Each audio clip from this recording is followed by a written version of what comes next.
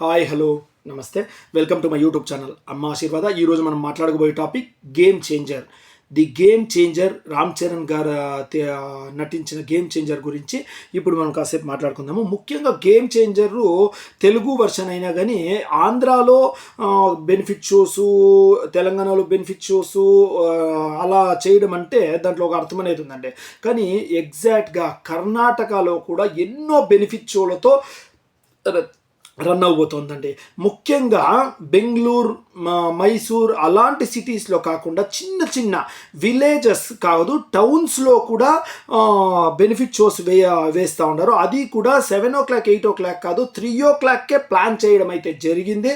ఎందుకు అంటే అంత ఇంత క్రేజ్ లేదు మన రామ్ చరణ్ గారి గేమ్ చేంజర్కి. కాబట్టి మా ఊరి పక్కలో ఉండే బేతమంగళ అనే ఊరిలో కూడా ఇప్పుడు బెనిఫిట్ షోస్ అయితే వేస్తాము, ఎంత త్వరగా అయితే అంత త్వరగా వేస్తాము అని చెప్పి అయితే టాక్ వినబడుతోంది.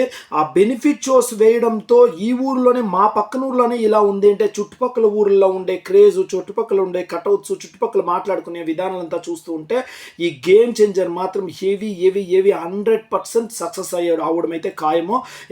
ఇంతకుముందే అందరూ టీజర్ చూడడమో జరిగింది, దానిపై వచ్చిన రివ్యూను జరిగింది. ఎవ్వరు ఒకే ఒక్క వ్యక్తి కూడా టీజర్ని ట్రైలర్ని తప్పు పెట్టే వాళ్ళే లేదు. ఎందుకంటే ఎక్స్ట్రాడినరీగా వచ్చింది. ప్రతి ఒక్క స్క్రీన్ ప్లే కానీ, ప్రతి ఒక్క యాక్టింగ్ కానీ, ప్రతి ఒక్క యాక్టింగ్ కానీ హైలైట్గా ఉందండి.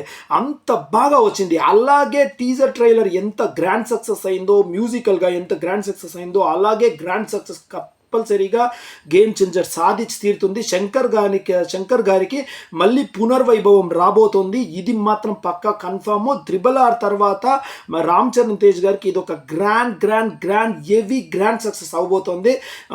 ఈ ఆడియో ఫంక్షన్ ఎలాగైతే పెద్ద గ్రాండ్ సక్సెస్ అయిందో అదే గ్రాండ్ సక్సెస్ మన రామ్ చరణ్ తేజ్ గారి గేమ్ చేంజర్ కూడా రావాలని మనస్ఫూర్తిగా కోరుకుంటూ జై హింద్, జై జనసేన.